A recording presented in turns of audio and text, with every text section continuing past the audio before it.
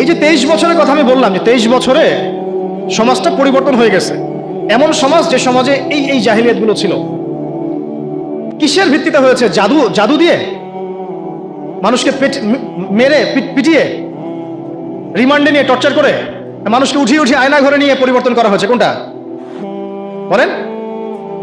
মানুষকে দাওয়াত দেওয়া হয়েছে, আল্লাহর দিকে নিয়ে আসা হয়েছে, বুঝানো হয়েছে, মানুষ বুঝে নাই, মানুষ গালিগালাজ করেছে, মেরেছে, সবর করা হয়েছে, প্রয়োজনে দেশ থেকে চলে যাওয়া হয়েছে, তাই না?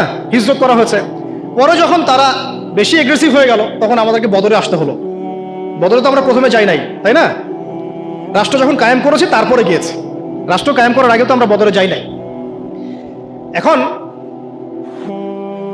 আমরা এই পুরো যে কাজগুলো হয়েছে, এর গোড়াটা যদি আপনি সার্চ করেন, দেখবেন সেটা হচ্ছে ওই প্রথম ওহীর ভিত্তিতে। ইকরা বিসমি রাব্বিকাল্লাযী খালাক। প্রথম ওহীটা কি ছিল? ইকরা বিসমি রাব্বিকাল্লাযী খালাক। আজকে একটু সময় নিয়ে আমি আয়াতগুলো আপনাদেরকে বোঝাচ্ছি। অনেক জায়গায় সময় পাই না, পরিবেশ পাই না। আমার কাছে মনে হচ্ছে এখন বলার মতো পরিবেশ আছে, তাই বলছি। ধৈর্য আছে আপনাদের? আচ্ছা, একটু শুনেন, আয়াতগুলো শুনেন। অনেকে এইটুক বলে আর কি, ইকরা বিসমি রাব্বিকাল্লাযী খালাক। এবং আমি দেখেছি অনেক সেকুলার প্রতিষ্ঠান, ইভেন ইংলিশ মিডিয়াম স্কুল কলেজের বাইরেও আয়াতটা লেখা আছে। আসলে এর দ্বারা কি বোঝানো হয়েছে? নবী সাল্লাল্লাহু আলাইহি ওয়াসাল্লাম পেরেশান, এই সমাজটাকে কিভাবে পরিবর্তন করব। তিনি সমাজের এই জাহিলিয়াতগুলো থেকে নিজেকে দূরে সরিয়ে রাখেন। ওই হেরা গুহায় গিয়ে বসে থাকেন। আপনারা যারা নামাজ পড়েন 5 ওয়াক্ত, আপনার কানের পাশে যদি মিউজিক প্লে করা হয় ধুমধারাক্কা, আপনার কি ভালো লাগে? ভালো লাগে কি আপনার? নিশ্চয়ই ভালো লাগে না। আর নবী সাল্লাল্লাহু আলাইহি ওয়াসাল্লাম, যার আগেও কোনো গুনাহ নাই, পরেও কোনো গুনাহ নাই, তার কাছে কেমন করে ভালো লাগবে? তিনি তো একজন নবী। সমাজে এইসব জাহিলিয়াত দেখে তিনি দূরে সরে থাকেন। দেখেন আমাদের সমাজেও কিন্তু যে মানুষগুলো একটু আল্লাহওয়ালা, সমাজের জাহিলিয়াত তাদেরকে ভালো লাগে না, তারা আলাদা হয়ে চলে। তখন সমাজ ওদেরকে বলে তার আনসোশ্যাল, তাই না? আমরা বিপদে পড়ি, তখন খুব বিব্রতকর অবস্থায় পড়ি। নবী সাল্লাল্লাহু আলাইহি ওয়াসাল্লাম সেখানে পেরেশান। আল্লাহ পাক তখন পেরেশানি দূর করছেন এইভাবে, ওহী নাজিল করে, যে আপনি যে সমাজটাকে পরিবর্তন করতে চাচ্ছেন, এটা এমনি এমনি হবে না। এটার জন্য জ্ঞানের চর্চা দরকার, জ্ঞানের বিপ্লব দরকার। সুবহানাল্লাহ। এই জন্য প্রথম আয়াত আসছে পড়ুন। প্রথম আয়াত তো বলা হয় নাই যে শিরক করবেন না, মাদক দ্রব্য কেউ সেবন করবেন না, পর্দা করো, ইভেন নামাজ পড়ো, আল্লাহকে সিজদা করো, হ্যাঁ, সুদ খেও না, এরকম কি প্রথম আয়াত ছিল? প্রথমে বলা হচ্ছে পড়াশোনা করতে। ইকরা বিসমি রাব্বিকাল্লাযী খালাক। ইকরা মানে পড়ুন, ইকরা মানে বিসমি মানে নামে, নাম দ্বারা, রব্বিক মানে আপনার রবের, রব্বিকা আপনার রবের, আল্লাযী যিনি, খালাকা সৃষ্টি করেছেন। অর্থ দাঁড়াচ্ছে ইকরা বিসমি রাব্বিকাল্লাযী খালাক, পড়ুন আপনার সেই রবের নামে যিনি আপনাকে সৃষ্টি করেছেন। শুরুতে বলেছিলাম, আপনাদের মনে আছে কিনা, যে জ্ঞান আপনাকে আল্লাহর দিকে নিয়ে যাবে সেটাই জ্ঞান। এইটা হচ্ছে দ্য ডেফিনেশন অফ নলেজ। বুঝতে পারছি কি ভাই? জ্ঞানের সংজ্ঞা কি? যে জ্ঞান আপনাকে আল্লাহর দিকে নিয়ে যাবে সেটাই হচ্ছে মূলত জ্ঞান। ইকরা বিসমি রাব্বিকাল্লাযী খালাক। এখনকার এই আয়াতটা নিয়ে আগে দুটো কথা বলে নেই। আচ্ছা দাঁড়ান, আগে অনুবাদটা করে নেই। দ্বিতীয় আয়াতে আল্লাহ পাক বলেছেন খালাকাল ইনসানা মিন আলাক। খালাকাল ইনসানা মিন আলাক, যিনি মানুষকে সৃষ্টি করেছেন জমাট বাঁধা রক্তপিণ্ড থেকে। পুরা আমাদের যে মেডিকেল সায়েন্স আছে, এই আয়াত থেকে তাদের শেখার যে কত কি আছে আল্লাহ ভালো জানেন। ইকরা ওয়া রাব্বুকাল আকরাম। ইকরা ওয়া রাব্বুকাল আকরাম, আপনি পড়ুন, আপনার রব মহিমান্বিত। আল্লাযী আল্লামা বিল কলম, যিনি মানুষকে কলম দ্বারা জ্ঞান শিক্ষা দিয়েছেন। পুরো সিস্টেমটার মধ্যে আপনার কলম, এবং সেই লাউহে মাহফুজেও আছে কলম। কলম দিয়ে লাউহে মাহফুজে লেখা হচ্ছে। ইভেন কলম আল্লাহ পাকের প্রাচীন সৃষ্টি। আমাদেরকে সৃষ্টি করার, আসমান জমিন সৃষ্টি করার 50,000 বছর আগে আল্লাহ পাক এই কলম, এই লাউহে মাহফুজ, আরশ, এগুলো সব সৃষ্টি করেছেন। তাকদীর লিখে ফেলেছেন। কলমকে আল্লাহ পাক বলেছেন উক্তুব, লিখো। কলম বলেছে মাযা আকতুব, আমি কি লিখবো? আল্লাহ পাক বলেছেন কিয়ামত পর্যন্ত যা হবে সব লিখে ফেলো। আমরা যে জীব আর জড়র সংজ্ঞা পড়েছি, সংজ্ঞাটা ঠিক না। আল্লাহ পাকের যখন হুকুম হবে, আজকে আমরা যেখানে বসে আছি, এই জমিনও কথা বলবে ইনশাআল্লাহ। ইয়াউমাইযিন তুহাদ্দিসু আখবারাহা, যেদিন এই জমিন তার বৃত্তান্ত বর্ণনা করবে। তো জীব জড়ের এই ক্লাসিক্যাল সংজ্ঞা বাদ দিয়ে আমরা এটা বোঝার চেষ্টা করি। তো আল্লাহ পাক বলছেন যে যিনি মানুষকে কলম দ্বারা জ্ঞান শিক্ষা দিয়েছেন। শুধু তাই না, আল্লামাল ইনসানা মা লাম ইয়ালাম, তিনি মানুষকে সেই জ্ঞান শিক্ষা দিয়েছেন যা মানুষ জানত না।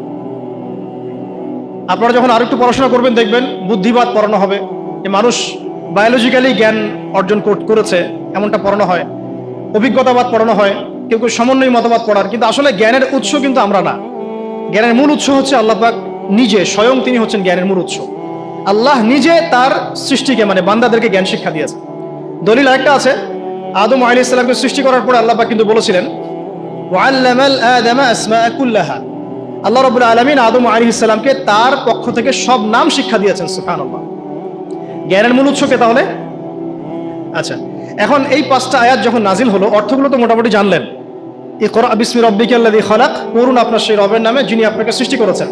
খালাকাল ইনসানা মিন আলাক, যিনি মানুষকে জমাট বাঁধা রক্তপিণ্ড থেকে সৃষ্টি করেছেন। ইকরা ওয়া রাব্বুকাল আকরাম, পড়ুন আপনার রব মহিমান্বিত। আল্লাযী আল্লামা বিল কলম, যিনি মানুষকে কলম দ্বারা জ্ঞান শিক্ষা দিয়েছেন। আল্লামাল ইনসান মা লাম ইয়ালাম, মানুষকে সেই জ্ঞান শিক্ষা দিয়েছেন যা মানুষ জানতো না। এই যে গল্পের জার্নি বিগিনস সেখান থেকে। এরপরে 23 বছর পরে আপনি মক্কার দিকে তাকান, দেখবেন সেখানে কোনো শিরক নাই, আছে? কোনো রিবা নাই, আছে? কোনো মাদক নাই, কোনো মেয়ের অবমাননা, ইভেন কোনো জুয়া, ধর্ষণ, বিচ্ছিন্ন দু একটা ঘটনা ঘটতে পারে, কোনো গোত্রীয় হানাহানি, কিচ্ছু নাই। কত বছর? 23 বছর। জার্নিটা কোথা থেকে শুরু হলো? হেরা গুহা থেকে। কোন আয়াত থেকে? ইকরা, পড়ুন থেকে। এখন আপনারাও সব স্টুডেন্ট, আপনারাও পড়ছেন, মাশাআল্লাহ 15 বছর হয়ে গেছে। আমরাও পড়েছি, আমারও 15 বছর চলে গেছে। এর আগেও অনেক জেনারেশন পড়েছে, তাদেরও শত শত বছর চলে গেছে। কিন্তু নবী সাল্লাল্লাহু আলাইহি ওয়াসাল্লামের মতো জ্ঞান দিয়ে সমাজ পরিবর্তন করতে পেরেছে কতজন? বা কেউ কি পেরেছে? আদৌ কি কোনো জাতি এসেছে যারা সেই জ্ঞান দিয়ে পুরো সামাজিক সমস্ত সমস্যার সমাধান টানতে পারে? তাহলে এখান থেকে আমাদেরকে বুঝতে হবে আমাদের জ্ঞানের দৈন্যতা কোন কোন জায়গায় আছে। বুঝতে পারছেন কি কিছুটা? আমরাও তো ট্রাই করলাম, বিগত 50 বছর হলো স্বাধীনতার, রেজাল্টটা কি? সামাজিক ইম্প্যাক্টটা কোথায়? ইম্প্যাক্ট এইখানে, নামাজ, রোজা, হজ, যাকাত, বাস। ইভেন জাকাতও এখন খুব একটা মানুষ দেয় না, ইল্লা মাশাআল্লাহ। বেশিরভাগ মানুষ কিন্তু জাকাত দেয় না। নামাজ পড়ে যারা তারাও অনেকে জাকাত দেয় না। কিন্তু ইসলামের অন্যান্য যে বিধানগুলো আছে, এই বিধানগুলোর কয়টা সমাজে বাস্তবায়িত হয়েছে? একটাও কি হয়েছে? আসলে একটাও হয় না। এখন যদি আপনি আমাকে বলেন যে ভাই আপনাকে আমি উপদেষ্টা বানাই দিলাম, এখন তো উপদেষ্টা ফেসবুকে হয় আর কি। তো এখন যাই হোক, যোগ্যতা থাক না থাক, এমপি টেমপি হয় মানুষ, ওইদিকে আসবো আমি, ফিনিশিংটা ওইদিকেই দিব ইনশাল্লাহ। একটু ধৈর্য ধরেন, শেষ করতেছি। দৈন্যতাটা দেখাবো, দৈন্যতা কোথায়, দৈন্যতাগুলো কোথায়। যদি বানায় দেন এবং আমাকে যদি বলেন ভাই কোরআনের তো আছে যে চুরি করলে চোরের হাত কেটে ফেলো, ব্যভিচার করলে রজম করো, তারপরে বেত্রাঘাত করো, মাদকদ্রব্য সেবন করলে বেত্রাঘাত করো, তারপরে হত্যা করলে কিসাস করো, মুরতাদ হয়ে গেলে তাকে মৃত্যুদণ্ড দাও, কেউ নবীকে গালি দিলে সাল্লাল্লাহু আলাইহি ওয়াসাল্লাম তাকেও হত্যা করো। আমি যদি এগুলো বাস্তবায়ন করতে যাই আগামীকাল, আমি কি আদৌ পারবো? এখন প্রশ্নটা হচ্ছে কেন পারবো না? উত্তর, এক বাক্য উত্তর হচ্ছে, আমাদের সমাজের মানুষ বিগত সময়গুলোতে নামাজ, রোজা, হজ, যাকাত এই শব্দগুলো যতটা শুনেছে, শরিয়া, দাওয়াত, জিহাদ, ইকামতে দিন, কিসাস, হুদুদ এই শব্দগুলো শোনে নাই। বুঝতে পারতেছে না? নামাজ শব্দ অর্থ জানেন কারা কারা? হাত তুলতে বললে সবাই হাত তুলবেন, তাই না? যাকাত শব্দের অর্থ কারা কারা জানেন বললে সবাই হাত তুলবেন। তা আমি যদি বলি হুদুদ অর্থ কি, কয়টা এবং কি কি, দেখবেন অনেক হাত নেমে গেছে। কিসাস অর্থ কি, কত প্রকার, কি কি, হাত নেমে যাবে। শরিয়া আইন কত প্রকার, কি কি, কোন কোন আইনগুলোকে শরিয়া আইন বলে আমরা অনেকেই জানবো না। তাহলে এখানে আমাদের সামাজিক একটা ব্যর্থতা আছে। এই ব্যর্থতাটা আমরা আমাদের কাঁধে নিতে চাই, অন্যদেরকে দিতে চাই না। এই ব্যর্থতা তাদের যারা এইসব জায়গায় দাঁড়িয়ে কথা বলি, যারা আমরা লিখি, যারা আমরা, এখান থেকে আমি কনক্লুশনে যাচ্ছি। 6 জন যুবকের নেতা ছিলেন আসাদ বিন জুরাহ রাদিয়াল্লাহু আনহু। এই সাহাবী, এই 6 জন মানে সাহাবী পরে ইসলাম কবুল করেছেন, তাই সাহাবী বলছি অবশ্যই। তারা জানতেন শেষ জামানায় একজন নবী আসবেন। কি জানতেন? শেষ জামানায় আরেকজন নবী। কার কাছ থেকে জানতেন? ইহুদিদের কাছ থেকে। ইহুদিরা কোথায় ছিল? মদিনায় ছিল। কয়টা গোত্র ছিল? 3টা, বনু কুরাইজা, বনু কাইনুকা, বনু নাজির। ওরা মদিনায় কি করছিল? ওরা মদিনায় শেষ নবীর আগমনের অপেক্ষা করছে। তাহলে ওরা এখন ফিলিস্তিনে কি করছে? ওদের মাসিহ দাজ্জালের আগমনের অপেক্ষা করতেছে। বোঝাতে পারতেছি আমি কি বিষয়টা? এখন সারা দুনিয়া বাদ দিয়ে বাইতুল মুকাদ্দাসে কি করতেছে? রাশিয়া জায়গা দেয় না কেন? আমেরিকা যাওয়ার বন্ধু, ওকে জায়গা দেয় না কেন? আমেরিকা তো অনেক জায়গা ফাঁকা পড়ে আছে। ও তো চাইলে 10টা ইসরায়েল রাষ্ট্র প্রতিষ্ঠা করতে পারে ওখানে। করে না কেন? ব্রিটেন বেলফোর ডিক্লারেশনের মাধ্যমে এই আপনার 1917 সালে জায়গা উন্মুক্ত করলো, উসমানীয়দেরকে বের করে দিল, তাই না? উসমানীয়দেরকে পরাজিত করে ওই জায়গা উন্মুক্ত করলো, করে ব্রিটেন সেখানে থাকলো না কেন? ওদেরকে জায়গা দিল কেন? এত যদি মিত্রতা, পশ্চিমা কোনো কান্ট্রি ওদেরকে জায়গা দেয়নি কেন? দিয়েছে? কোনো কান্ট্রি জায়গা দিয়েছে? সব বাদ দিয়ে জেরুজালেমে কি, সব বাদ দিয়ে মদিনায় যেমন যে ইস্যুটা ছিল সব বাদ দিয়ে, ওই সব বাদ দিয়ে এখন জেরুজালেমের সেম ইস্যু। ওইখানে তারা অপেক্ষা করছিল ওই তিনটা কম, বনু কুরাইজা, বনু কাইনুকা, বনু নাজির, শেষ নবী মুহাম্মদ সাল্লাল্লাহু আলাইহি ওয়াসাল্লামের আগমনের জন্য, এবং তাকে পেলে তারা বায়াত করতো, করে ইসলাম কবুল করে ধন্য হতো, দুনিয়া আখিরাতে সফল হতো। এটা ছিল ওদের শেষ অপশন। এই কাজটা না করার ফলে তাদের নাম ইয়াহুদ থেকে মাকদুব হয়েছে। ইয়াহুদ থেকে কি হয়েছে? মাকদুব হয়েছে, গায়রুল মাকদুবি আলাইহিম ওয়ালাদ-দালিন। আর বনু ইসরাইল থেকে ইয়াহুদ কেন হয়েছে? ঈসা আলাইহিস সালামকে অস্বীকার করার কারণে। বুঝতে পারতেছি? ঈসা আলাইহিস সালামকে অস্বীকার করার কারণে বনু ইসরাইল থেকে ইয়াহুদ হয়েছে। আর মুহাম্মদ সাল্লাল্লাহু আলাইহি ওয়াসাল্লামকে অস্বীকার করার মধ্য দিয়ে ইয়াহুদ থেকে কি হচ্ছে? মাকদুব, অভিশপ্ত। এরপর আর কোনো লেভেল নাই, শেষ। একেবারে ওর দরজা বন্ধ হয়ে গেছে। এরপর সর্বশেষ চান্স ছিল ওইটাই, শেষ। তো ওরা এখন এখানে কি করে? উত্তর হচ্ছে ওরা ওদের মাসিহ দাজ্জালের আগমনের অপেক্ষা করছে ওখানে, এবং তার জন্যে একটা হোলি ল্যান্ডে একটা স্টেট কায়েম করার চেষ্টা করছে, যেটাতে মোটামুটি তারা 80% ডান। তো এই জিনিসগুলো আমাদেরকে এসকাটোলজির জ্ঞান শেখার জন্য উদ্বুদ্ধ করবে ইনশাল্লাহ। আমরা অনুরোধ করবো সিরাতের সাথে, কোরআনের সাথে, হাদিসের সাথে, ইতিহাসের সাথে সমসাময়িক বিশ্বের সম্পর্কে জ্ঞান অর্জন করেন। এটা আমাদের জন্য অনেক বেশি জরুরি। আল্লাহ পাক তৌফিক দান করে দেন। এখন ওদিকে আমি যাচ্ছি না, লম্বা করবো না, বিশেষ করে দিচ্ছি ভাই যে এই কোন জায়গায় ছিলাম? 6 জন যুবক যখন চলে আসলেন, এসে বায়াত করলেন একদম ইনস্ট্যান্ট। তারা জানতেন তিনি নবী, কোরআন তেলাওয়াত শুনিয়েছেন, বুঝে ফেলেছেন কোরআন শুনিয়ে ইনি শেষ নবী। বায়াত করে চলে গেলেন মদিনায়। পরের বছর তারা আরও 6 জনকে নিয়ে আসলেন, মোট 12 জন। কতজন? মোট 12 জন। এই 12 জন যখন ইসলাম কবুল করলেন, নবী সাল্লাল্লাহু আলাইহি ওয়াসাল্লাম তাদের সাথে একজন দাঈল আল্লাহকে পাঠিয়ে দিলেন। তার নাম হচ্ছে মুসআব বিন উমাইর রাদিয়াল্লাহু আনহু, যিনি কি ধনী দুলাল ছিলেন, সব ছেড়ে দিয়েছেন ইসলামের জন্য, একদম সব। শেষে তাকে দাফন করার জন্য একটা কাপড়ও পাওয়া যায় নাই, ঘাস দিয়ে তাকে দাফন করা হয়েছে উহুদের মাঠে। তো মুসআব বিন উমাইর রাদিয়াল্লাহু আনহুকে আল্লাহ নবী পাঠিয়ে দিলেন, তুমি যাও মদিনায় দাওয়াতি কাজ করো। কিসের কাজ করো? দাওয়াতি কাজ করো। কার জন্যে? কোনো দলের পক্ষে, কোনো ব্যক্তির পক্ষে, নাকি আল্লাহর জন্যে? শুধুমাত্র আল্লাহর দিকে মানুষকে ডাকবা, আর আমাকে শেষ নবী হিসেবে মানবে, এই ইতাআতের দিকে তুমি ডাকবা। তিনি গেলেন। আল্লাহ পাক তাকে এত বরকত দিয়েছিলেন আলহামদুলিল্লাহ, মাত্র 1 বছরে, কত বছর? 1 বছরে মদিনার 75টা ফ্যামিলি ইসলাম কবুল করেছে আলহামদুলিল্লাহ। এটা কিন্তু ছোট সংখ্যা না, ওই সময় প্রেক্ষাপটের সংখ্যাটা অনেক বড়। আর তাদের মধ্যে নেতৃস্থানীয় অনেক ব্যক্তির বর্গ ছিল আলহামদুলিল্লাহ। নেতৃস্থানীয় ব্যক্তি যাদের কথা অন্যরা শুনে, এমন অনেক মানুষ ছিল সেখানে। তো আওস ও খাজরাজ যখন ইসলাম কবুল করলো, তখন নবী সাল্লাল্লাহু আলাইহি ওয়াসাল্লামের উপরে হিজরত করার আদেশটা আসলো। এবার আপনি হিজরত করতে পারেন। নবী সাল্লাল্লাহু আলাইহি ওয়াসাল্লাম এবার গিয়ে হিজরত করলেন মদিনায়। তাহলে প্রেক্ষাপটটা তৈরি হয়েছে মক্কায়, আর মদিনায় রাষ্ট্র কায়েমের প্রেক্ষাপটটা আগে থেকেই দাওয়াতের মাধ্যমে তৈরি হয়েছিল। এবার সেখানে গিয়ে তিনি যা করলেন, তিনি তখন আর কিন্তু দুর্বল নন, মুসলমানরা তখন আর কি না, দুর্বল না, সাহাবীরা নির্যাতিত না। তারা একটা ভূখণ্ড পেলেন, একটা জনসমষ্টি পেলেন, একটা সার্বভৌমত্ব পেলেন, একটা রাষ্ট্রের ফাংশন যা যা লাগে সবই পেলেন। সেখানে গিয়ে তিনি মক্কার মতো দারুল আরকামের মতো মসজিদ নববী নির্মাণ করলেন। তার আগে মসজিদে কুবা নির্মাণ করেছেন, ঠিক আছে কথা। তারপরে তিনি আনসার আর মুহাজিরদের মধ্যে ভ্রাতৃত্বের বন্ধন স্থাপন করলেন। মানে ঐক্য লাগবে আপনার, তাছাড়া আমরা দিন প্রতিষ্ঠা করতে পারবো না। তারপরে তিনি ইহুদিদের সাথে, অন্যদের সাথে মদিনার সনদ করলেন, ঠিক আছে। এই সনদগুলো ভঙ্গ করেছিল ইহুদিরা। তার ফলশ্রুতিতে বনু কাইনুকাকে বের করা হয়েছে, বনু নাজিরকে বের করা হয়েছে, বনু কুরাইজাকে বের করা হয়েছে, যুদ্ধগুলো হয়েছে। এরপরে সামরিক বাহিনী গঠন হয়েছে, অর্থনীতির ভিত্তি শক্ত করা হয়েছে, সারিয়া অভিযানগুলো শুরু হয়েছে। আপনারা অনেকে মনে করেন যে বদর মনে হয় প্রথম যুদ্ধ, না, বদরের আগে অনেকগুলো সারিয়া হয়েছে। সারিয়া সেই যুদ্ধগুলোকে বলা হয় যেখানে নবী সাল্লাল্লাহু আলাইহি ওয়াসাল্লাম নিজে উপস্থিত ছিলেন না, অন্যকে দায়িত্ব দিয়েছেন, ঠিক আছে। আর ঠিক আছে, সারিয়াটাকে বলে যেখানে নবী সাল্লাল্লাহু আলাইহি ওয়াসাল্লাম নিজে উপস্থিত ছিলেন না, অন্যকে দায়িত্ব দিয়েছেন। আর যে যুদ্ধে তিনি নিজে উপস্থিত ছিলেন তার নাম কি? গাজওয়া। তো এই কয়েকটা সারিয়া হওয়ার পরে আবু সুফিয়ানের কাফেলা যাচ্ছিল শামে, ওইটাকে আক্রমণ করাকে কেন্দ্র করে ঘটনা ঘটে গেল, এবং এটাকে কেন্দ্র করে বদরের প্রেক্ষাপট তৈরি হলো। এবং বদরের যুদ্ধ মুসলমানরা জয়লাভ করলো, আপনারা জানেন, একদম বিশাল ব্যবধানে 70 জন কাফের মারা গেল, 70 জনকে বন্দী করা হলো। মুসলমানরা মাশাআল্লাহ পুরো বিশ্বকে জানাই দিল যে একটা শক্তি রাইজ করেছে আলহামদুলিল্লাহ, যেটা কারো সামনে মাথা নত করবে না ইল্লাল্লাহ, আল্লাহ ছাড়া। কথা ঠিক আছে। এরপর উহুদে তারা প্রতিশোধ দিতে আসলো। কি করতে আসলো? কিসের প্রতিশোধ? বদরের পরাজয়ের প্রতিশোধ। এই যুদ্ধটা আমরা প্রায় জিতেই গিয়েছিলাম, একটা ভুল, মাত্র কয়টা ভুল? একটা খালি ভুল। কি ভুল বলেন তো? ওই যে জাবাল রুমার উপর দাঁড়িয়ে থাকবা, ওখান থেকে নামবা না। জাবাল রুমার উপর দাঁড়িয়ে থাকবা, ওখান থেকে নামবা না। সাহাবীরা নেমে আসছিলেন, অল্প কয়েকজন ছাড়া। এই সুযোগটা নিয়েই খালিদ বিন ওয়ালিদ রাদিয়াল্লাহু আনহু তিনি তখন মুসলিম হন নাই, পিছন দিক থেকে এসে একেবারে ইনস্ট্যান্ট অনেক সাহাবী, প্রায় 70 জন সাহাবী শাহাদাত বরণ করলেন।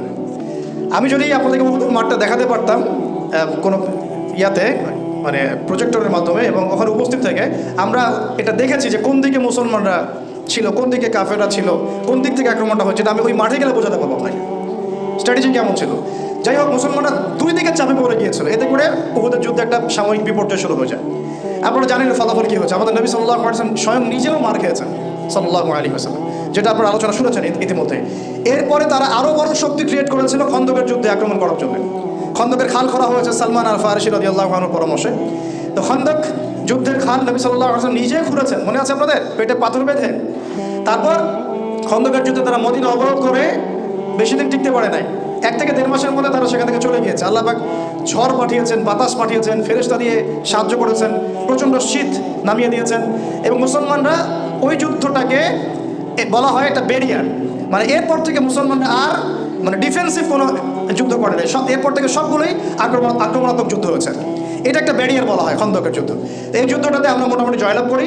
তারপরে নবী করিম সাল্লাল্লাহু আলাইহি ওয়াসাল্লাম দাওয়াতের মেহনত বাড়ান, সারি অভিযানগুলো বাড়ান। এক পর্যায়ে স্বপ্ন দেখছেন যে তিনি বাইতুল্লাহ তাওয়াফ করছেন। সাহাবীরা চিন্তা করলেন, হ্যাঁ আমরা ইনশাআল্লাহ উমরা করতে যাবো বা হজ করতে যাবো ইত্যাদি ইত্যাদি। তো সবাই রেডি হলেন, 1400 সাহাবী যাচ্ছেন উমরা করতে নিরস্ত্রভাবে, কিন্তু আবু সুফিয়ানের কাফেলা তাদেরকে আটকে দিল। খালিদ বিন ওয়ালিদ সেখানে ছিলেন, তিনি তখনও মুসলিম হন নাই কিন্তু, ঠিক আছে। তো এইখানে নবী সাল্লাল্লাহু আলাইহি ওয়াসাল্লাম বলেন, আমরা কিন্তু যুদ্ধ করতে আসি নাই, আমরা এসেছি ইবাদত করতে, আমরা অস্ত্র নিয়েও আসি নাই। ঠিক আছে, তোমরা ঢুকতে পারবে না, এই বছর উমরা করতে পারবে না, পরের বছর আসতে হবে, তাও পরের বছর অস্ত্র ছাড়া আসতে হবে, 3 দিনের বেশি থাকতে পারবে না, 10 বছর আমরা কেউ কারোর সাথে যুদ্ধ করবো না, এই 10 বছরে তোমাদের কেউ আমাদের দলে আসলে ফিরাই দিব না, আর আমাদের কেউ তোমাদের দলে গেলে ফিরাই দিতে হবে। সবগুলো ধারাই আমাদের কি এগেছে না? নবী সাল্লাল্লাহু আলাইহি ওয়াসাল্লাম বললেন, ঠিক আছে, ডান, ওকে ফাইন, কোনো সমস্যা নেই। এইবার নাযিল হচ্ছে ইন্না ফাতাহনা লাকা ফাতহাম মুবিনা। এই হুদাইবিয়ার এই সন্ধির মধ্য দিয়ে আমি তোমাকে স্পষ্ট বিষয় দিয়ে দিয়েছি। সুবহানাল্লাহ, ওটা তারা বুঝতে পারে না, ওটা ব্যাখ্যা করতে পারবো না আমি, এখন সময় লাগবে। এখন কথা হচ্ছে, হুদাইবিয়ার সন্ধির পরে নবী সাল্লাল্লাহু আলাইহি ওয়াসাল্লাম 10 বছরের জন্য সবচেয়ে বড় শক্তির হাত বন্ধ করে দিলেন। মানে কুরাইশরা এখন আমাদেরকে আর আক্রমণ করতে পারবে না, ঠিক আছে। এবার তিনি খায়বারে যে বাকি ইহুদিরা ছিল তাদেরকে আক্রমণ করবেন। কত ডিপ্লোম্যাটিক দেখেছেন, কত ডিপ্লোম্যাটিক স্ট্র্যাটেজি ছিল নবী সাল্লাল্লাহু আলাইহি ওয়াসাল্লামের।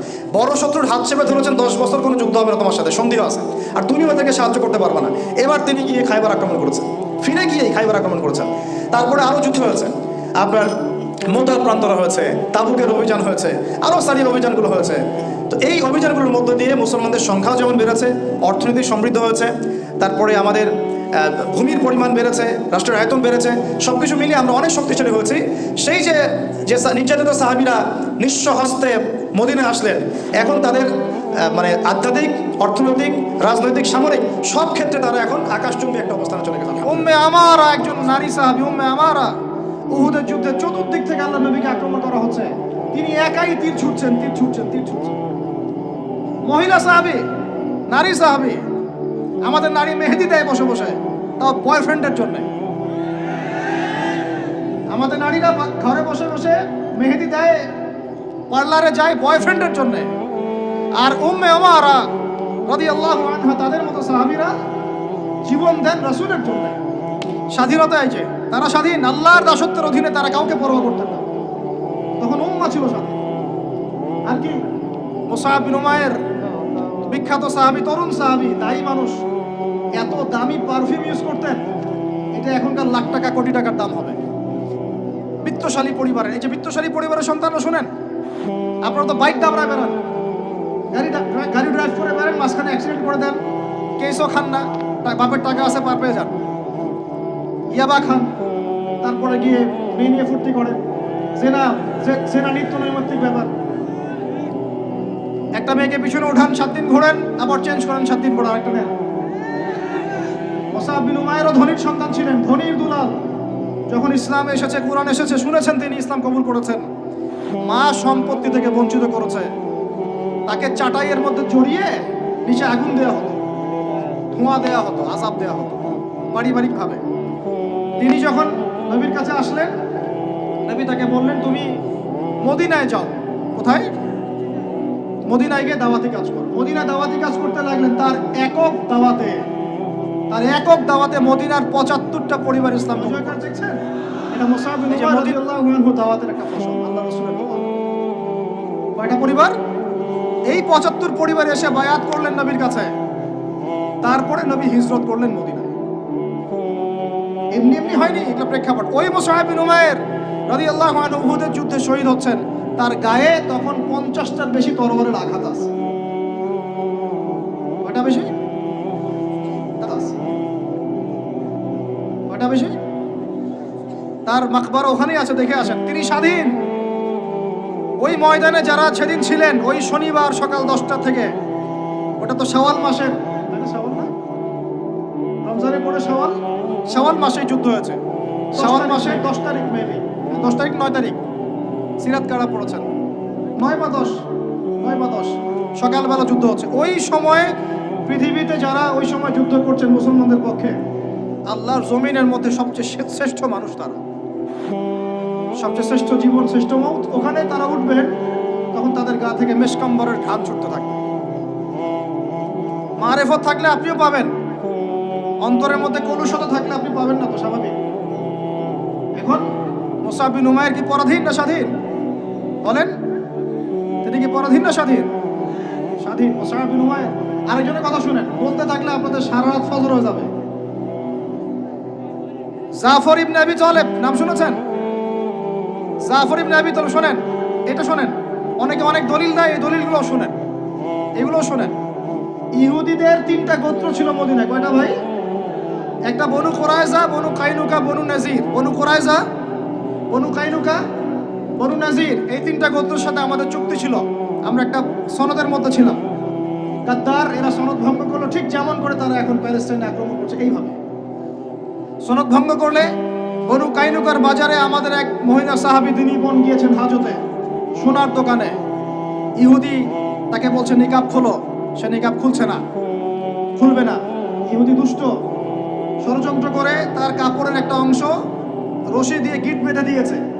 আমাদের দিনী বোন উঠতে গিয়েছেন, সতর একটু খুলে গেছে, নাউজুবিল্লাহ। চিৎকার করে উঠেছেন। পাশে ছিলেন এক আমাদের আনসারী সাহাবী, আওয়াজ শুনেছেন। সেই আওয়াজ শুনে এক মুহূর্ত দেরি করেন নাই, মদিনায় ফিরে এসে নবীর কাছে পারমিশনও চান নাই। বুঝেন, দলিল বুঝেন।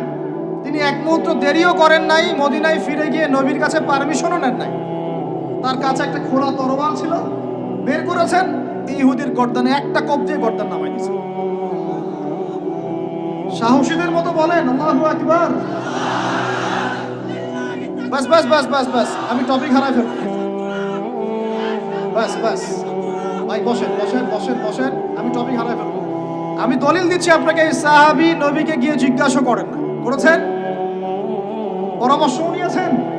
তার সামনে তার বোনকে এইভাবে টিস করা হয়েছে, এক মুহূর্ত দেরি করেন নাই, গর্দান নামাই দিয়েছেন। এবার ইহুদিরা মিলে ওই সাহাবীর উপর আক্রমণ করে ওই সাহাবীকে শহীদ করে দিয়েছেন। নাই, শেষ, উনাকে মেরে ফেলেছেন। তারপরে এই কেসটা নবীর দরবারে আসলো।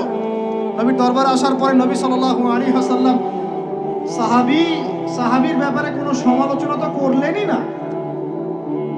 সাহাবী, তুমি ভুল করেছো, আমাকে জিজ্ঞেস করো নাই, আমার পরামর্শ কেন নাও না, এগুলো তো বললেনই না। বরং তার অন্যান্য সাহাবীদেরকে বললেন, সবাই যুদ্ধের বর্ম পরে বের হও, বনু কাইনুকাকে আক্রমণ করতে হবে। এখন আপনি দেখছেন 3 মাসে 19,600 জন, 3 মাসে, সরি 3 মাস কিসের, 1.5 মাসে 19,600 জন। আর এখানে একজন মুসলিম ভাই, একজন মুসলিম বোনের ইজ্জতের বিনিময়ে নবী সাল্লাল্লাহু আলাইহি ওয়াসাল্লাম পুরা বনু কাইনুকাকে একদম সমূলে উৎপাটিত করে মদিনা থেকে বিতাড়িত করলেন। ওই উম্মার সাথে এই উম্মার কোনো সম্পর্ক আছে? ওই আরবের সাথে এই আরবদের কোনো সম্পর্ক আছে? ওই স্বাধীনতার সাথে এখনকার এই পরাধীনতার কোনো সম্পর্ক আছে? এরপরে আপনারা ফ্যান্টাসি নিয়ে পড়ে আছেন। আল্লামা রুমি বলতেন, উনি একজন বড় সুফি মানুষ ছিলেন। উনি বলতেন যে আমি যা বুঝি আর আমি যা জানি, বুঝতে পারি, তোমাদেরকে বলে কি লাভ, তোমরা তো বুঝবা না। এ বলতেন। বড় বড় যারা আল্লাহর ওলি, তাদের কথাটা একটু এই টাইপের হয়, মনে হয় একটু অস্বাভাবিক, কিন্তু এর ভিতরে অনেক গভীরতা থাকে। আমি নিজেও এই কথা বলতেছি, আমরা যা বুঝি, যা বুঝতেছি, যা দেখতেছি, তা আপনাদেরকে বলে বোঝাতে পারবো না, বলেই বা কি লাভ, আপনি হয়তো বুঝবেনও না। এই একটা ঘটনা দলিল পেলেন। আরেকটা শোনেন, আরেকটা কওম হলো বনু নাজির।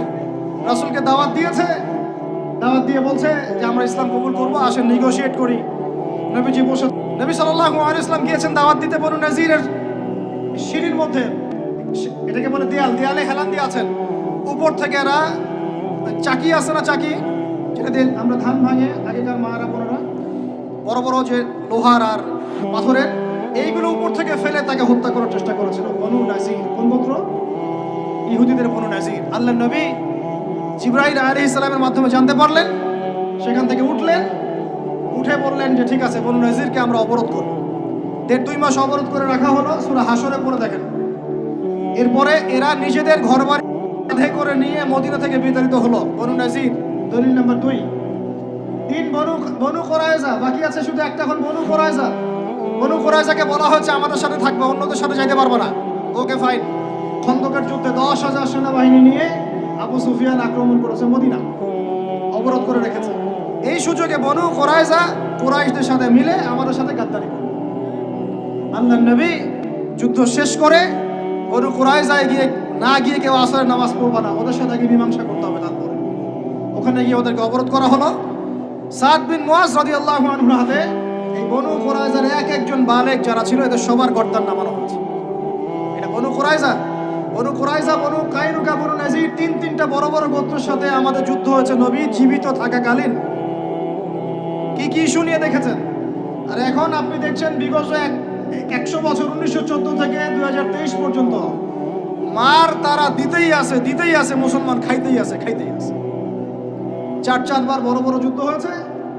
যুদ্ধ এই 4টাতে মুসলমানদের মোটামুটি পরাজয়। এখন মোটামুটি 78 থেকে 80% জায়গা ওদের।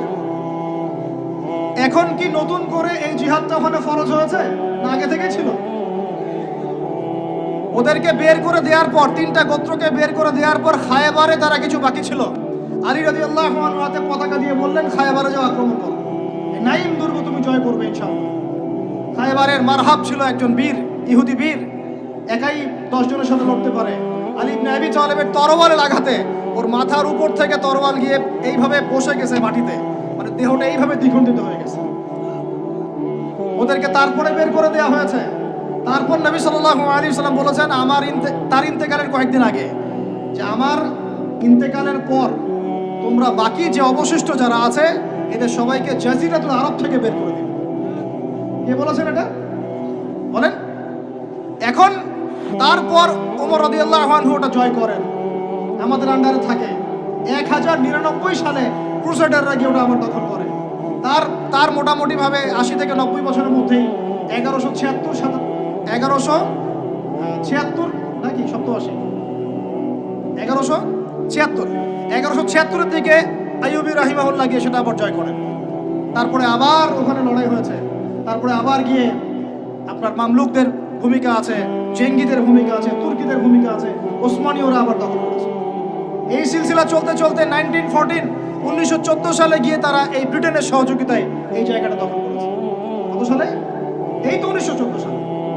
দখল করার পর থেকে এখন এই বিগত 100 বছরে ওখান থেকে তারা বিশ্বের সব নিয়ন্ত্রণ করা শুরু করেছে। জায়গা দখল থেকে শুরু করে মুসলিম ভাইদেরকে দমন, আমাদের বোনদেরকে ধর্ষণ, শিশুদেরকে হত্যা, জমি উপরে ফেলা, কি না করতেছে আর কি। জেনা বেড়ে গেছে, ব্যভিচার বেড়ে গেছে, স্কুলে কলেজে বিশ্ববিদ্যালয়ে, এমনকি এখন সমকামিতা, পর্নোগ্রাফি, ট্রান্সজেন্ডার কি হচ্ছে না। এমনি নর্মালি যদি কেউ জেনা করে, সূরা নূর অনুযায়ী আল্লাহ রাব্বুল আলামিন বলছেন যে সূরা নূরের 2 এবং 3 নম্বর আয়াতে 100টা বেত্রাঘাত করবা জনসমক্ষে। কয়টা বেত্রাঘাত? বাংলাদেশের বহু ছেলে মেয়ে এখন 100 বেত্রাঘাত পর শাস্তি মাথায় নিয়ে ঘুরতেছো তোমরা, নাউজুবিল্লাহ। যার শুরুটা হয় ওই টেক্সটের মাধ্যমে, তারপরে দেখা সাক্ষাৎ, তারপরে এটা, তারপরে ওইটা। ঢাকা শহরে এর পরিসংখ্যান বেশি না কম? কত বেশি? কতগুলা ছেলে পাওয়া যাবে যারা এই পাপে লিপ্ত হয় নাই? কতগুলা মেয়ে পাওয়া যাবে যারা এই পাপে লিপ্ত হয় নাই? কতগুলা আপনি দেবর পাবেন যারা জেনা করে নাই? কতগুলা ভাবি পাবেন জেনা করে নাই? কতগুলা দুলাভাই পাবেন শালির সাথে জেনা করে নাই? কতগুলো ছেলে পাবেন বিবাহিত ছেলে যারা বাইরে পরকিয়া করে নাই। শুধু আল্লাহ পাকই জানেন ভালো এই জাহিলিয়াতের মধ্যে কত পার্সেন্ট মানুষ পবিত্র থাকতে পারছে, শুধু আল্লাহ ভালো জানেন, আর কেউ জানে না। আমি বেশি বলতেও চাচ্ছি না, কারণ আমরা সবাই এই শহরেই থাকি। আর ঢাকাতে যারা থাকে তারা মোটামুটিভাবে একটা কেয়ামতের শহরেই থাকে, কারণ এখানে এমন কোনো পাপ নাই যেটা হচ্ছে না, এমন কোনো পাপ নাই। একেবারে প্রতারণা দিয়ে ভর্তি উপর থেকে নিচ পর্যন্ত। এই শহরে প্রথম যে জিনিসটা উঠে গেছে এটা হচ্ছে বিশ্বাস। কি উঠে গেছে? দ্বিতীয় উঠে গেছে আমানতদারিতা। বিশ্বাস উঠে গেছে, এখানে নাই। আমানতদারিতা নাই। কে কার উপর দিয়ে টক্কর দিতে পারে এটা হচ্ছে আমাদের এজেন্ডা আর কি। একটা রাস্তার যে ভিক্ষুক, এরও মাথায় যে এত শয়তানি বুদ্ধি, আর অন্য অন্য সেক্টর না হয় নাই বললাম। আপনার কাছে টাকা যাচ্ছে গাড়ির গ্লাসে নক করে, ও কিন্তু পাটা ভালোই আছে, ও ল্যাংড়ানোর অভিনয় করতেছে। কত বুদ্ধি! কেউ আবার ইচ্ছা করে একটা আঙ্গুল বা হাত কাটে নিয়েছে, ইচ্ছা করে কাটছে, সারা জীবন কোনো কাজ করা লাগবে না, এটা করেই খাবে। কেউ আবার ইচ্ছা করে হিজড়া হচ্ছে এই শহরে, এটা সারা জীবন কাজ করা লাগবে না, এমনিই খাবে। কত বুদ্ধি মানুষের মাথায়, চিন্তা করছেন? যাকে আপনি টাকা দিচ্ছেন 10 টাকা, ওর ফ্ল্যাট আছে, আপনার কিছুই নাই, ওরই জমি আছে। হিজড়ার সর্দার BMW চালায়, আর আপনি কোনো রকম একটা এক্সকরলা ম্যানেজ করতে পারেননি এখন পর্যন্ত। প্রতারণা দিয়ে ভর্তি, প্রতারণা, আমানতের খেয়ানত, দুর্নীতি, পদে পদে বাটপারি, আর কি বলবো, মানুষকে ঠকানো, জুলুম করা, সুযোগ পাইলেই সুযোগ নেওয়া, সুযোগ পাইলে একটু সুযোগ নেওয়া। আর বিভিন্ন জায়গায় স্পেশালি মানে কিছু কিছু বড় বড় জায়গায় এমন কিছু মানুষকে বসায় দেওয়া হয়েছে যাদের মনে হয় ইসলামের নাম শুনলেই ভিতরে মানে তেলে বেগুনে জ্বলে ওঠে একেবারে। ইসলাম শব্দটা শুনলেই গায়ে জ্বালা শুরু হয় একেবারে। তো বেশি দিন নাই ইনশাআল্লাহ, হয় আল্লাহর গজবে এগুলো ধ্বংস হবে, অথবা ইনশাআল্লাহ তাআলা আবাবিল পাখি তো আর আসবে না পাথর ছুটতে। আবাবিল তো পাখির নাম না, আবাবিল মানে তো ঝাঁকে ঝাঁকে, মানে এটা তো ওই আবরাহার বাচ্চা আবরাহার যুগ না যে আবাবিল আসবে আর পাথর ফেলবে। আসবে, পাথর ফেলার প্রজন্ম তৈরি হবে ইনশাআল্লাহ। মূল সমস্যাই হচ্ছে করাপশন, দুর্নীতি, মূল সমস্যাই। এটা যদি না থাকতো সারা বিশ্বে বাংলাদেশকে টক্কর দেওয়ার মতো কান্ট্রি খুব কমই থাকতো। কে না জানে এগুলা? সবাই জানে, আর আমরা মেনেও নিয়েছি এগুলা ভাই, চুপচাপ মনে মনে মেনে নিয়েছি যে ওইখানে গেলে এত দেওয়া লাগবে, ওইখানে এত না দিলে আমার এটা হবে না, ওইখানে এটা দিতে হবে, ওইখানে এটা করতে হবে, আমরা মেনেও নিয়েছি মাশাআল্লাহ। আর যখন জুলুম মানুষ মেনে নেয় তখন আরো বড় জালেমকে আল্লাহ পাক চাপায় দেয়। এই জন্য আমাদের এই অবস্থা সংশোধন হচ্ছে না, ইল্লা মাশাআল্লাহ। আল্লাহ যে কবে করবেন আল্লাহ ভালো জানেন। তবে বিশ্বাস করেন, আপনারা বলেন যে এখন মুসলিম প্রধান দেশ, আমি একটা স্টেটমেন্ট দিয়ে দিচ্ছি এখন বসে বসে, এখন এটা হচ্ছে একটা মুনাফেক প্রধান দেশ। প্রমাণ করতে চাইলে আমার সাথে বসেন। মুনাফেকের আলামত যে কয়টা আছে, কি এক নাম্বার কি, কথা বললেই মিথ্যার উপর দাঁড়ায় আছেন সবগুলা। 2 নাম্বার, আমানত রাখলেই খেয়ানতের উপর খেয়ানত, খেয়ানতের উপর খেয়ানত। মনে করেন আমি একজন ইমাম সাহেব, আমি যদি আমার দায়িত্বে পালন ঠিক মতো না করে আমিও খেয়ানতকারী। এই যে লেকচার দিতে বসছি, এখন আমি যদি চিন্তা করি যে ডাইনে বামে কথা বলে সময় পার করে দেই, হক কথা বলার দরকার নাই, বললে আবার এটা সেইটা, আমি হচ্ছে এখানে এই চেয়ারের খেয়ানতকারী। প্রত্যেকটা ক্ষেত্রে চলতেছে এগুলা। 3 নাম্বার হচ্ছে যখনই ওয়াদা করে, কি করে বলেন তো, কয়জন ওয়াদা রাখি আমরা? কোন কোন সময় দেখা যায় অমুসলিম ওয়াদা রাখছে, মুসলমান রাখে নাই। দুধ কিনতে যাবেন, আমরা হিন্দু ভাইয়ের দোকান খুঁজতেছি, ও পানি মিশাবে না, আপনার কনফিডেন্স তৈরি হয়ে গেছে। মুসলমানের দোকানে যান না কেন, ও পানি মিশাবে। কি একটা অবস্থা, কি একটা অবস্থা। নবী সাল্লাল্লাহু আলাইহি ওয়াসাল্লাম একদিন এভাবে লেকচার দিচ্ছেন, মানে খুতবা দিচ্ছেন। একজন দাঁড়িয়ে বলছেন, সাহাবী, যে কবে কিয়ামত হবে ইয়া রাসূলুল্লাহ? তিনি বলছেন যে যখন দেখবা যে অনুপযুক্ত ব্যক্তির হাতে দায়িত্ব অর্পণ করা হয়েছে, তখন ফান্তাযিরিস সাআ, কিয়ামতের অপেক্ষা করতে থাকো। আমরা এই যুগে বাস করতেছি না? এমন কোনো পাপ নাই এই শহরে হচ্ছে না। মূল পাপ কয়েকটা হচ্ছে। এক নাম্বার হচ্ছে শিরক, কি হচ্ছে? তারপরে হচ্ছে প্রতারণা, তারপর হচ্ছে জুলুম, প্রচুর জুলুম, মানে দুর্বল পাইলেই জুলুম করতে চাচ্ছি আমরা। যদি দেখি ও আমার চেয়ে একটু দুর্বল, আমি জুলুম না করলে পেটের ভাত হজম হচ্ছে না। জুলুম করাটাকে আমরা ক্রেডিট মনে করি, মনে করি যে আমি জিতে গেলাম। আরে ভাই, কাল কিয়ামতের মাঠে কি হবে আপনার আমার অবস্থা? কাল কিয়ামতের মাঠে কি হবে অবস্থা? নবী সাল্লাল্লাহু আলাইহি ওয়াসাল্লামের কথা কি মিথ্যা? তিনি বলছেন কিয়ামতের মাঠে বহু মানুষ উঠবে উহুদ পাহাড়ের সমান নেকি নিয়ে। একেবারে উহুদ পাহাড় দেখছেন আপনারা কেউ? অনলাইনে দেখে নেন, বিশাল পাহাড়। জানাজার নামাজে শরীক হইলে 1 কেরাত নেকি হয়। 1 কেরাত মানে 1 উহুদ পাহাড় সমান।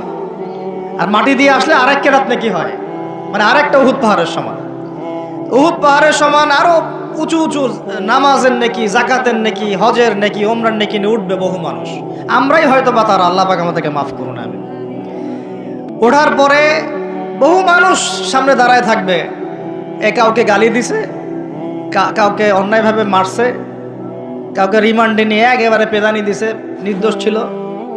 কারো নামে মিথ্যা মামলা দিছে, কারো নামে অপবাদ ছড়াইছে। বেচারা ভালো ছিল, সৎ ছিল, অপবাদ ছড়াই দিছে। কারো নামে ধরেন যে কারো গীবত করছে, কারো টাকা নিয়ে টাকা দেয় নাই, হ্যাঁ, কারো জমি আত্মসাৎ করে খাইছে, ভূমিদস্যু ছিল। মানে মানুষের সাথে জড়িত পাপ ছিল। কি ছিল? অন্যের সাথে জড়িত, মানে অন্যের হক নষ্ট করছে আর কি, অন্যের। এখন আল্লাহ পাক বলবেন যে তোমার এই ঋণ এখন শোধ করো। ওই দিন তো ঋণ শোধ করার কোনো বুদ্ধি আছে? বুদ্ধি নেই। এখন কি পদ্ধতি? ফেরেশতাদেরকে বলা হবে এই ব্যক্তির আমলনামায় যে নেকিগুলো আছে, নামাজের নেকি, রোজার নেকি, হজের নেকি, যাকাতের নেকি, এইগুলা দিয়ে ওদের আমলনামা ভর্তি করো, যারা পাওনাদার দ্বারায় আছে। এই ভর্তি করতে করতে করতে করতে এক সময় দেখা যাবে এই ব্যক্তির আমলনামা ফাঁকা হয়ে যাবে। তখন কি হবে? ফেরেশতাদেরকে বলা হবে ওই যে যারা ভুক্তভোগী, ওদের আমলনামা থেকে গোনাহ নিয়ে এই ব্যক্তির আমলনামায় ঢাল। নাউজুবিল্লাহ। এরপরে ওই ব্যক্তিগুলো দেখা যাবে জান্নাতে চলে গেছে, মাজলুম ছিল পৃথিবীতে, ওই দিন সফল হয়ে গেছে, জান্নাতে চলে গেছে। এবারটা দুনিয়া জালেম ছিল, এই জাহান্নামে চলে গেছে। নাউজুবিল্লাহ। আল্লাহ পাক আমাদেরকে এরকম মানুষের হক নষ্ট করা থেকে হেফাজত করে না। ভাই, মানুষের হক নষ্ট করতে যায় না। নিজে আমল তো এমনিই কম, ভাঙাচুরা ইমান, মুনাফিকের মতো বসবাস করতেছি। এখন তো আমরা মুনাফিকের মতো বসবাস করতেছি এই দুনিয়াতে। এখন যারা আমার মনে হয় মন থেকে ইমানের দাবি করতে পারে শক্তভাবে যে হ্যাঁ আমরা ইমানদার, এরা হচ্ছে গাজ্জার ওই মুজাহিদ ভাইরা। বুঝেন না এই কথা? তারা মনে হয় দাবি করতে পারে যে হ্যাঁ আমরা ইমানদার। আমরা তো নেফাকের উপরে আছি এখন, আমরা তো স্বীকৃতি দিতে পারতেছি না, এখন সত্যকে স্বীকৃতিও দিতে পারি নাই। বরং আমরা মানচিত্র থেকে ফিলিস্তিনের মানচিত্র উঠাই দিলাম, দিয়ে যারা জালেম ওদেরটা প্রতিষ্ঠা করলাম। ওইটাও পাঠ্যপুস্তকে আসছে। আপনারা তো শুধু একটাই শুনে বসে আছেন, একটাই শুনে আছেন না আপনারা? শরীফ শরীফা তো আছেই, এইটাও একটা ইস্যু ছিল। আল্লাহ পাক আমাদেরকে চোখ খুলুন, আল্লাহ পাক আমাদের চোখ খোলার তৌফিক দান করেন। আর ভাই, বাইরের চোখ তো সবারই খোলা, ভিতরের চোখটা খোলার তৌফিক দান করেন। আমি অনেক ভিতরে চলে আসছি, বুঝাইতে চাচ্ছিলাম যে এই বিশ্বে এখন আল্লাহ পাককে সার্বভৌম ক্ষমতার অধিকারী মানা হচ্ছে না। এটা হচ্ছে বৈশ্বিক শিরক। রাজনৈতিক ক্ষেত্রে আমরা আল্লাহর সার্বভৌমত্ব মানছি না, অর্থনৈতিক ক্ষেত্রে আমরা আল্লাহর দেয়া বিধান মানছি না, শিক্ষা ক্ষেত্রে আমরা আল্লাহ পাকের দেয়া শিক্ষানীতি মানছি না, সংস্কৃতির মধ্যে আমরা আল্লাহর সংস্কৃতি মানছি না, ব্যক্তি জীবনে, ইবাদতের জীবনে, পারিবারিক জীবনে, সামাজিক জীবনে আমরা আল্লাহ পাকের সার্বভৌমত্বকে বাদ দিয়ে